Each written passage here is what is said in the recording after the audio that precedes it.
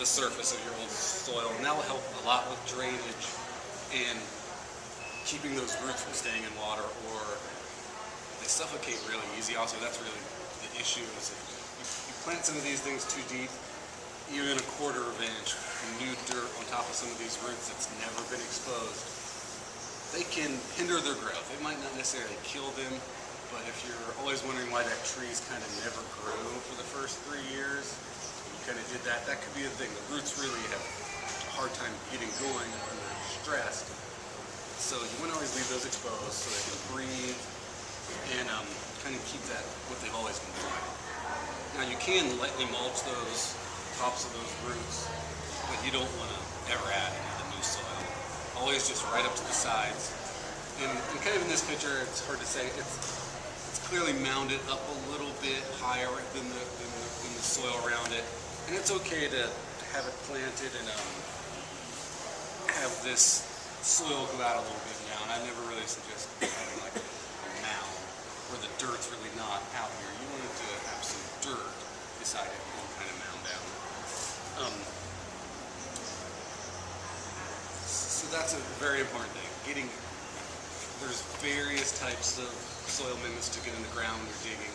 Lumber crops that we sell, and I use it all the time. It's great stuff. Also, when planting, it's important to think of, you might want to prune some of your trees before you actually get them in the ground. Like this apple tree, there's a lot going on. There's a lot of branching there, and to make it look really good. But to help your tree root in that first year, it is recommended to prune a little bit of the branching out, some of the smaller stuff on the inside, and maybe a couple of the tops. And that will get the tree to kind of bush out a little bit more, get the roots to grow a little bit more at the beginning, and it will keep it from becoming a mess, because pruning down the line is going to be your key to keeping the fruit tree manageable and actually be able to get to the fruit.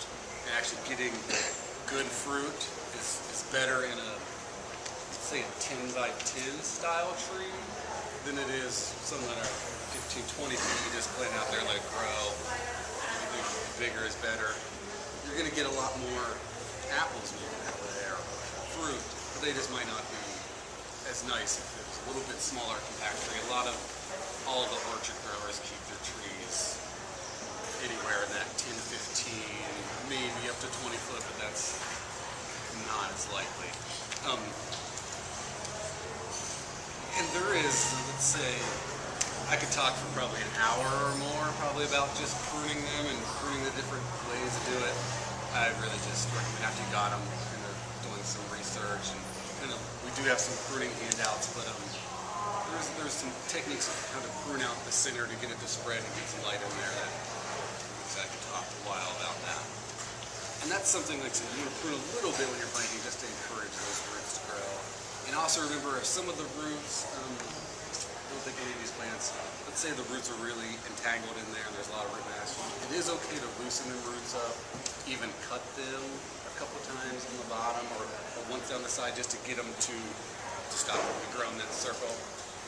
Sometimes I've seen old trees planted, nobody's ever really did anything to the roots. Come back a couple years later, it pulls right out of the ground. The roots really never grew out.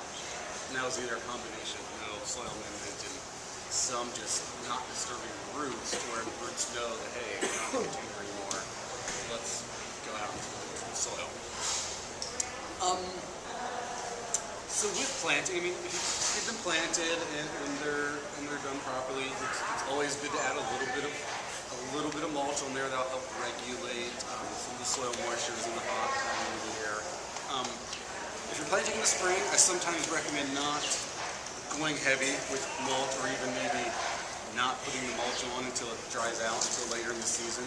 And now, just because the spring moisture, like I said, that holding too much moisture in around those roots when they're young, probably is one of the #1 killers of most planted things, even if they're not plants, is that moisture. And after they're planted, you do want to think about protecting them from the vicious deer. I mean, the deer, or there are some other animals that might nibble on their trunk. I forgot to grab one. very good thing is, I don't even think they're in here, tree guards, a nice heavy duty tree guard around that base so that if a deer does come up and try to rub on it, it's not going to take it out. I've noticed that there are some deer that will eat the trees themselves and then some deer that don't, so if you find that yours are getting eaten, you might want to go to a fence style or using, I also forgot to grab it, there are various deer repellent products. I wouldn't necessarily recommend spraying some of them on the foliage or on the fruit itself, but if there are granular things where you can sprinkle them on the ground, and they're maybe not 100%, but they will at least deter the deer somewhat from eating all of your tree. There are organic style sprays for deer repellent. You can spray on your fruit trees. A lot of them have like cinnamon oil or peppermint oil, something that just makes the taste not good, but it's totally not a chemical. The deer situations or wildlife is going to be, some people want it, the deer, to track the deer, and some people don't, so it's going to be an ongoing kind of thing, and it's kind of completely native to the local deer. Some deer, especially city deer, will eat just about anything or attack that tree just because it's there. Mountain country deer are a little bit more. So after you get it planted, there are spraying that you have to do, but I mean, that first year, I guess the most important thing is keeping it properly watered. I hear a lot of stories of people planting them in the spring and kind of forgetting about them, and then it's like dry as a bone in August and September, and they wonder why the leaves fall off. See, a newly planted tree, the roots that are in that container are about all the roots it's got for that first year. It's going to root in a little bit to the soil. It's just not going to have tons of roots, so you do want to monitor the watering. That soil is also a soil that's designed to drain away and not hold in a lot of moisture, so it can dry out tremendously faster than your surrounding soil. So when they're mounted up a little bit, it's always good to monitor them. If it's hot and dry and it definitely has rain, you definitely need watering them. We'd like to say it's about an every 5 to 7 day thing where you want to water these things thoroughly. Like, I would like to say at least a good 5 gallons on a tree like that when you're first planted, upwards to 10, depending on how dry it is. And you're doing that, like I said, every 5 to 7 days during those hottish, dry months. In the springtime, you might not have to do it as much, but let's say if it rains, like downpours, and it only rains for 15 minutes that week, downpours on 15 minutes, your tree's probably going to need water that week. Just didn't get enough water soak in to water it. So it's really important those first months to monitor that a lot and to remember that those roots really aren't in there. And even going into that second year, still probably not a lot of roots in there. And to remember to keep an eye on them when it's hot and dry again.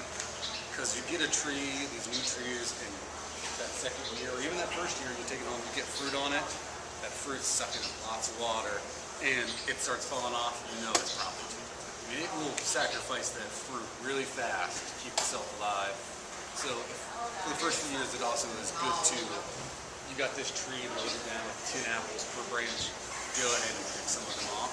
It might be hard to do that, but pick half of them off so that it doesn't stress them out until they're in the ground 2 to 3 years, and then it should be a lot better. And with the pruning, you should be able to keep it from being too crazy, damaged by overweight fruit.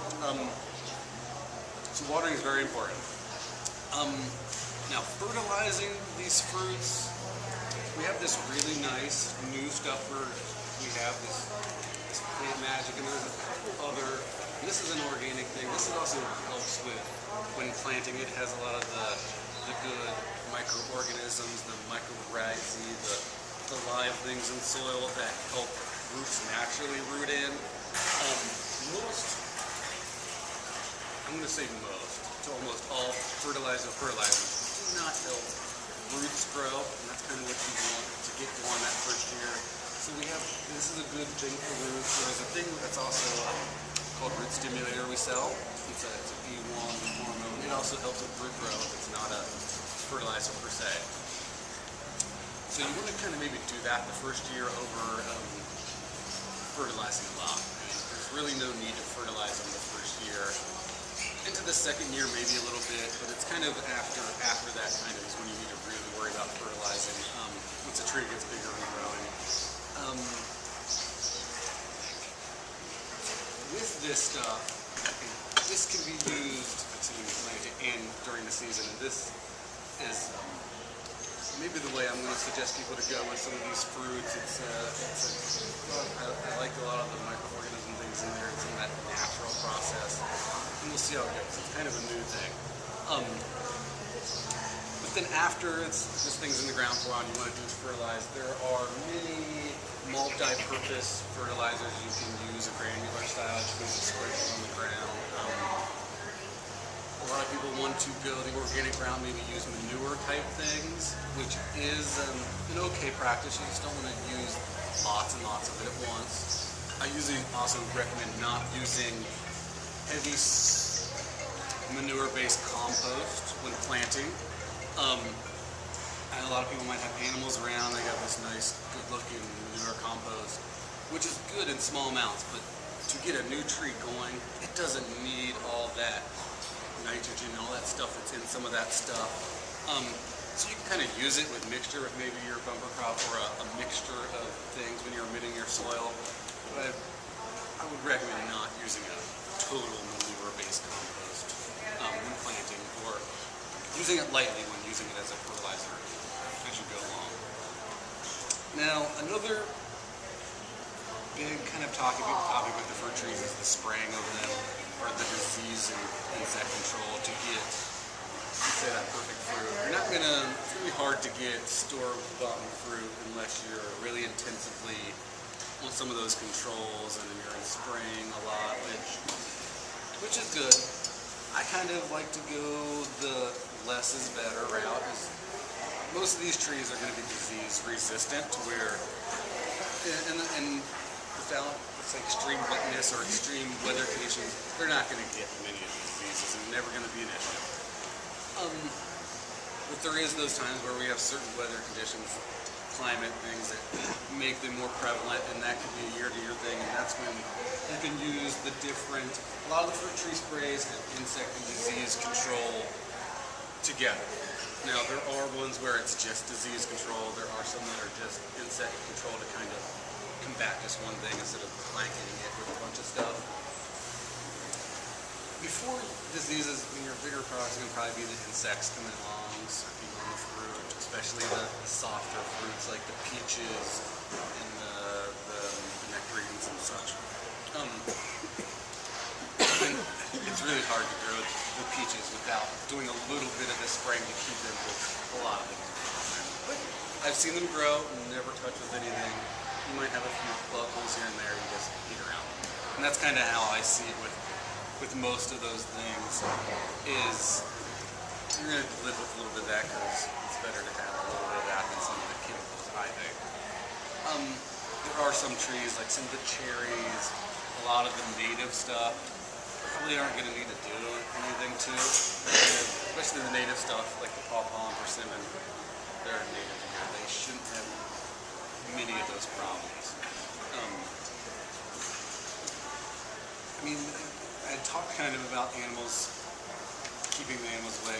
There are, for cherry trees and some of those small fruited things, netting them is a good way to go. Keeping them small so you can net some of the sweet cherries, some of the cherries, is very beneficial.